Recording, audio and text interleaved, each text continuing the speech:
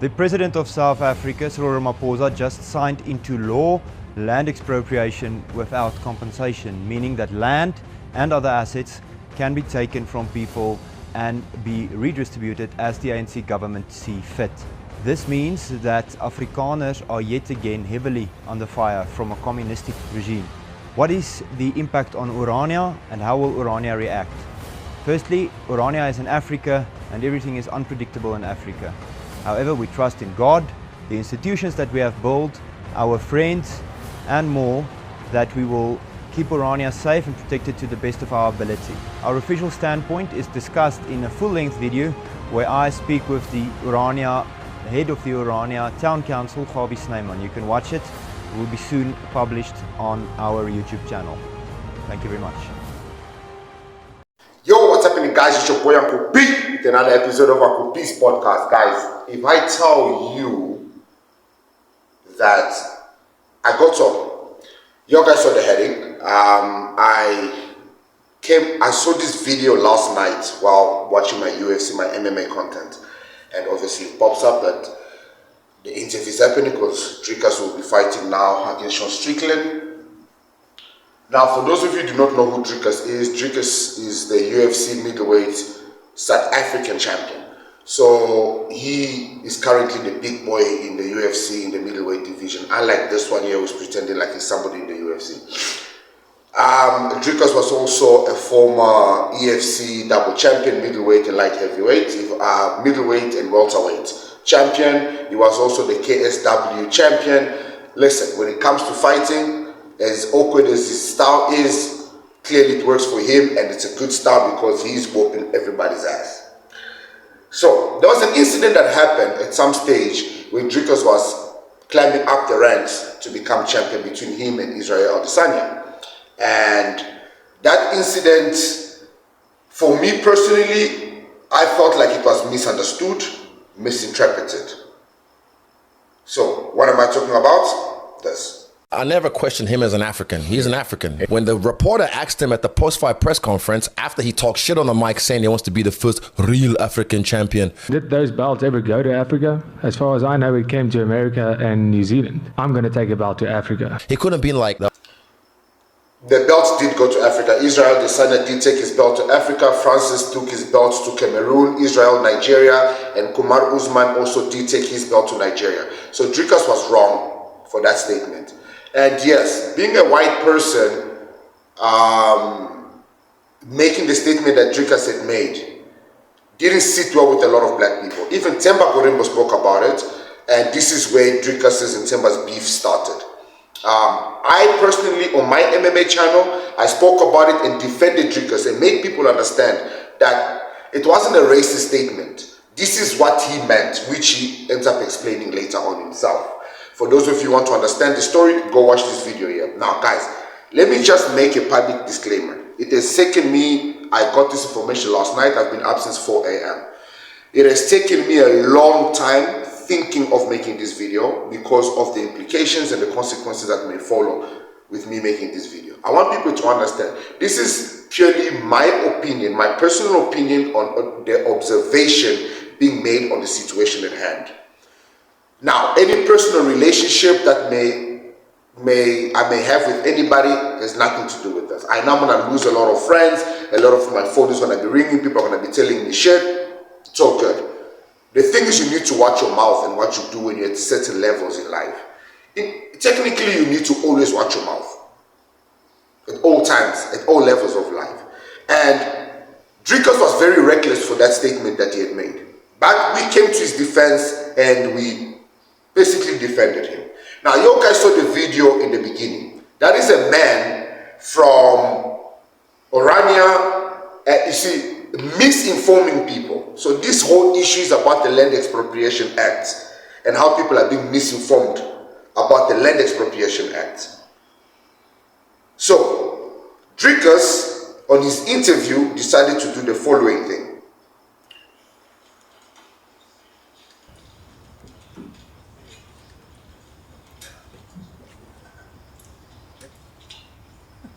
So he shows up wearing a Trump prefers champion t-shirts, and then he was asked why he he wore that t-shirt, and this was his response. Well, yeah, I mean, with there was after obviously Trump being re-elected, which is absolutely incredible. I think he's an amazing president, and I've had the privilege of meeting him. And he said this, when with everything going on right now, changes coming, good changes. Everything going on right now, change is coming. He's holding people accountable, a lot of people, a lot of countries accountable for everything, and it's amazing to see. And he's holding people accountable, and a lot of people accountable, and a lot of countries accountable. So either Dricus is extremely ignorant on politics, or he is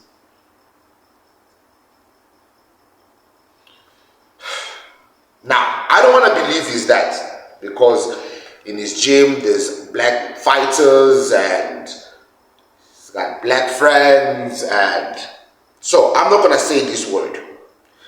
It's always going to appear here because I'm not going to say it. But the audacity for Dricus to say this, what message is he trying to put out there? That something is happening in South Africa? Because the statement that follows next, this wasn't an issue. When I heard this, okay, cool. The statement that followed next is what now triggered me. Obviously, being a champion, he said he wants champions in his team. So that's why, and he said it on X. Big shout out to fellow South African Elon Musk for also doing the right thing. Big shout out to fellow South African Elon Musk for also doing the right thing. And that's why I now understood what he was referring to. This post from, Trump, from his social media, and this post that Elon Musk had put up. So Dricus is in agreement with Donald Trump and Elon Musk. Everyone can have their own political opinion, yes. But guys, if your opinion is based on wrong information when you should have the right information, and you are a champion representing Africa, not only South Africa, but Africa, why would you go and say these kind of things? Why would you push the propaganda? I mean, South Africa is going through so much.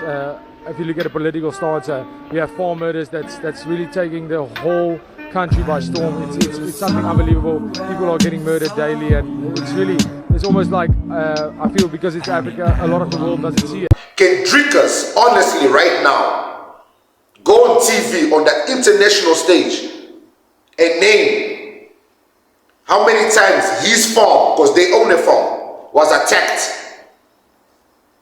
by blacks? Or do they say they're blacks? How many times his farm was at risk of being expropriated without any compensation? Can he bring evidence forth? Can he bring evidence forth of his friend's farm, his cousin's farm, his brother's farm, his black friend's farm? If he knows any black friends of his that own farms? You see, the problem is being privileged like he is, and he's always been his whole life, and not understanding what, you see, people think struggle is the same. Struggle is not the same. Struggle is not the same. Nobody is saying that, oh no, just because he was privileged, just because they own a farm, what, he doesn't deserve all this. He deserves exactly what he got, because there are a lot of rich kids who had the same opportunities and did not become UFC champions. But the problem becomes when you start involving yourselves in things without being informed and saying things like that. So obviously the rabbit hole becomes thicker and thicker. So as the rabbit hole started getting deeper, and I started doing the research, because I wanted to find an angle, because I wanted to defend him, because I actually like Dricus.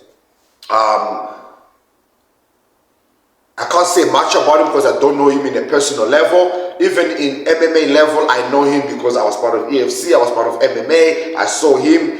And he was actually the first fighter, guys, he was the first fighter to come all the way from Pretoria to Best Valley to my studio to do an interview on my MMA podcast. The first, I had called so many fighters at that stage. Dricus was the only fighter that came. And when Dricus came, I don't know if I can find that episode and post it here. And when Dricus came, my channel started growing from that moment. So I have no personal beef with him at all. My problem is his opinion. He's exposing himself now and it's beginning to look like, because of the things he's saying. First they had the Sanya situation and now this one. And the deeper I went into the rabbit hole, the more I started going, oh, Dricus. Obviously, you strike me as someone that, you don't need validation or anything like that from other people, but I'm curious if you heard Kamaru Usman's recent comments where he said it's no longer the three kings, it's the four horsemen, because he includes you in the African champions of the UFC. What do you make of those comments? Are you happy to hear that? Does it matter? Does something like that matter to you, that a guy that was very pro-Israel, Israel Adesanya, saying, it was you versus the three kings, and now he's including you in that group of champions? Yeah, absolutely. Okay, guys, so for those of you who do not know, the guys at the bottom, Francis, Usman, Israel, were at one stage all champions, and they were the African kings. Obviously, Dricus, being an African, he's now champion. So they accepted him. They say, hey, brother, welcome. It's no longer the African kings, And they asked Dricus, how do you feel about being included? Because he's an African. Let's hear his response. It's a massive honor and privilege to be a part of that group. And, if you look at guys like Kamaru, Francis, and Israel, absolute greats in the sport. And now Dricus Du Plessis era, and being part of that group is a massive honor. A massive honor because it's a small portion of very special people, a small percentage. You know why he's fighting his words? Because the only word he was supposed to be using at that moment is African. But the issue is those are black African, he's white African. He was supposed to say it's a very small portion of Africans that have achieved this. We are the pride of Africa. But the word African, when other blacks are involved, we, brotherhood, will not come out of his mouth. That's why even with Israel, he said, I am no brother of yours. That's right. We're fine. Relax. This is my African brother right here. Yes, yeah, my African brother. Yeah, my African brother. What's up, nigga? I'm African, but I ain't no brother of yours, son. My nigga. If I found the video, it probably played. And the more he talks, the more he keeps exposing himself that he might just be. Let's listen. Between a small percentage of champions. Fighting in the UFC makes you one in millions. Being a champion makes you even more. And being part of that group is something that doesn't mean anything to anybody else, but to me, as an African-born fighter, African-raised, African-residing champion, just like for them, it means the absolute world to be a part of that group. As for me, as an African-born fighter, African-born, so he doubled that gain on that statement. You see, Dricus is failing to understand that black Africans, black refugees, black foreigners, blacks sometimes don't have a choice. Even South Africans sometimes don't have a choice. He's here, he lives in South Africa, he knows how much the gyms cost. How many of the black fighters in his gym pay membership? How many? If not more sponsored, most are training for free. We all know how expensive and how difficult it is to afford these gyms. So when you reach a certain stage and the opportunity comes to go train outside, because here in South Africa, if you are not part of once upon a time FFM, which doesn't exist anymore, I haven't heard from them in a long time. But if you are not part of Team CIT, which everyone who's on top is now part of,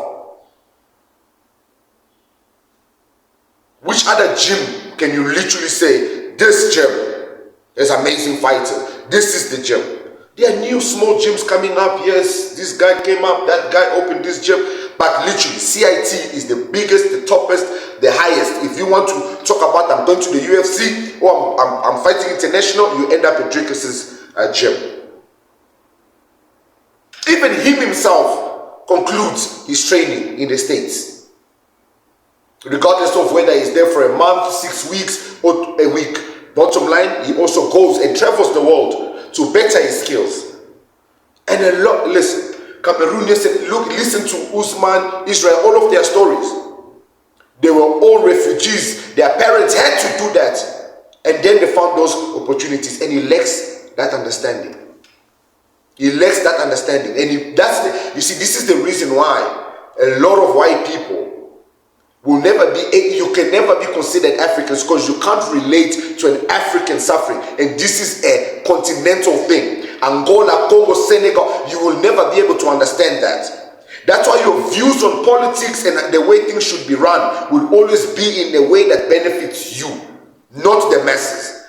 This act was very stupid from Dricus. This act, because now what has happened is he now has triggered a whole lot of people and people are pissed off. Let me get my screenshots. Now, I went down to the comment section of that video and people are on some, okay, as a South African, we now supporting Sean Strickland. T-shirt was a bad move, bro. Lost all his aura and South Africans go Strickland. South Africa supports Strickland. Supporting Strickland, I always knew this man wasn't the representative of South Africa. South Africa stands with Dricus Du Plessis. Now, you see that comment, when you go to the positive comment, it's all white people. And that's where everything started going wrong on this post. Because white people are supporting him. Guys, don't get me wrong, Dricus is going to push clap Sean Strickland. He's not losing that fight. That much I can tell you. Because some people were like, whether he supports Sean Strickland or not, Dricus is not losing against Sean Strickland. That's a given. But he really fucked up with this thing. Strickland, our boy, I don't even know what's going on, but go Strickland. Somebody who didn't even know what was going on. Meg, white woman.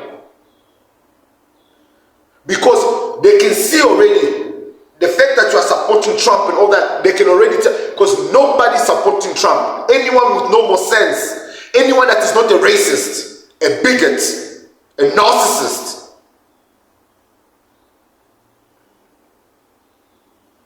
South Africa stands with Strickland. I am South African and I wish Strickland wins this man. He must not enter the ring with the flag of ours. And that's a white person, Craig. South Africans really in here thinking Strickland is also a Trump supporter. Yes, guys, you see, this is the thing. Strickland can also be a Trump supporter. That's not an issue. But the fact that our very own does this, it stings even more. And I don't know who Dricus's PR team is, but look at that, Strickland. Would love one of those t-shirts, vote Trump for South Africa president. You can move there and then he will be your president. Strickland, you've got this. Don't worry, my Lipopians, Granny will make sure. Strickland is representing South Africa and Dricus is representing US. I'm also glad Strickland refused to come to fight in SA. He didn't. Damn, we just lost another one to Trump. All the best, Strickland. South Africa stands with you. I don't know who is Dricus's PR team. The first one, his PR team didn't have to work hard because we all came in support. This one here, he fucked up. I've lost all respect for Dricus. I know that it doesn't mean anything. I know he doesn't even give a shit. But anyone with common sense right now, I mean, look, I'm not going to say anything because if I start talking about sponsors and brand, he's sponsored by Afrikaners anyway. So it's not like he's going to lose any sponsors. It's not like, you know, I'm not even a big enough YouTuber to affect his career. But what this bro did, wrong. But like I said, it's his personal opinion on politics. But I think for somebody at his level, he should have had a better understanding of the expropriation bill. So what I'm going to do is, at the end of this video, I'm going to play a video, maybe even 2 videos that explain the expropriation bill so that hopefully Dricus watches this and learns that the expropriation bill is not coming to collect your house or your farm, if that's what you're worried about. Nobody's coming after your horses, Dricus. Relax. Nobody's coming after your mansion. Calm down, you know. I hope that he does a better research on the expropriation bill and actually does a video and apologizes to the South African masses, because this is a terrible look. This is a terrible look. I'm disgusted. This is the longest video I've done, I think. I'm holding my words back. There was more I wanted to say, but I don't have any issues with Dricus. I really don't. I like the guy. I like to watch him fight. I support him from day one. Like Hamzat is my fighter. When Dricus and Hamzat fight, Hamzat is my fighter. You know, when I support you, I support you. But if Dricus fights Hamzat, now I obviously want Hamzat to win. Before, I would have supported him because, you know, I stay loyal to my South Africans, you know. I support New Zealand when it comes to rugby, but when South Africa plays New Zealand, I love New Zealand. I only have a New Zealand shirt. I don't have a South African one. But when South Africa is fighting New Zealand, I still put on my New Zealand one, but I support South Africa to win.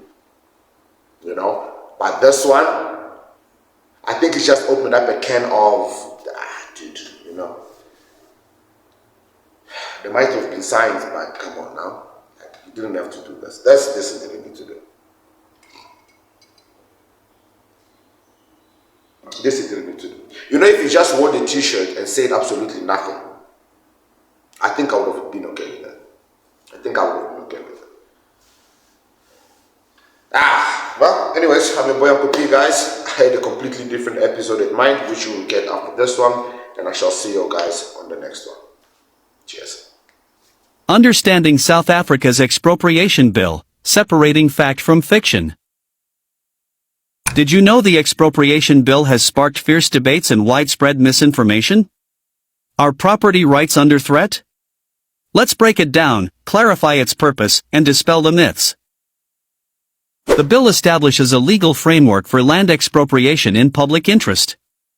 Contrary to popular belief, it doesn't erode property rights, it ensures fairness and constitutionality. Expropriation without compensation is limited to very specific, exceptional cases, not a blanket policy. This is not about arbitrary land grabs, it's about balancing land reform and public needs with legal safeguards. The bill follows South Africa's constitution, supporting justice and equitable land access while respecting procedural fairness. By defining how compensation is determined, it avoids endless disputes. Its goal is a systematic, lawful approach to tackle decades of inequality. Opponents often spread fear about mass expropriation or unstable markets. But the bill prevents abuse through strict criteria and oversight. Its design makes reckless or politically driven expropriation both illegal and improbable. Understanding these safeguards is crucial to addressing unfounded fears and fostering informed conversations about land reform's real potential. Now is the time for policy analysts to engage and shape this narrative. Watch, share, and discuss how the bill reflects a path toward fairness and opportunity. Let's move beyond myths. Together, we can strengthen debates and ensure effective policymaking for South Africa's future. So let's start with land expropriation without compensation. And it's important to note that nobody is after your 2-bedroom apartment that you owe to the bank. But what we are talking about is taking land and access to resources for the benefit of the public, under ownership of the state. And the one that I really like is Section 5. It says the EFF government will introduce restrictions on foreign land ownership and land use rights, targeting specifically the hoarding of land by multinationals and billionaires. I love this. Because this is how you get that neo-colonial shit where you have a bunch of foreign investors owning land and you don't own anything in your own country. And then Section 7 is also really good, which speaks about distributing 50% of the land back to black people within the first 5 years that the EFF is in government. There's a lot more in this section on land, so I really recommend you read it for yourself. But essentially it's about giving the state the ability to maximize the land that we live on for the benefit of the public, whether that be for food or housing or for natural resources for sale to buy goods and services that we might need.